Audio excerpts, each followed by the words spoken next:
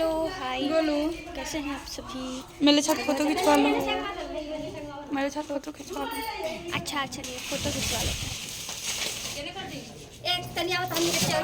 लिख दीजिएगा ना मेरा दूल्हा। देखिए अभी शूट हो रहा है, मैं दूल्हा बनी हूँ, मेरी दुल्हन बैठी है इमली खाने के लिए।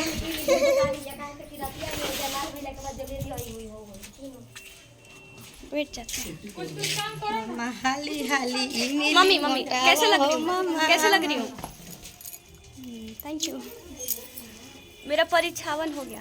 मेरा परीक्षावन हो गया। हाँ परीक्षावन ही था ना? हो गया। हाँ तो वो हो गया, अब क्या होगा? शादी होगा। हाँ अब हम शादी बारात करें। आधे रास्ते अभी गया है। अच्छा अब हम शादी करें। तो देखिए इमली घटाने के लिए बिया होगी। चलो चलो ठीक हो जा, छोड़े ना इस हफ्ते बादों में होगी।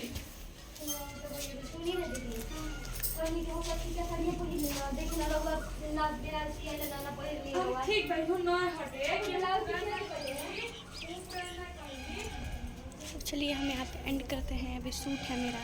नेक्स्ट ब्लॉग में देखिएगा कि हम लोग का शादी कैसे होगा। हम इसको सिंदूर लगाएंगे। तब तक के लिए बाय बाय।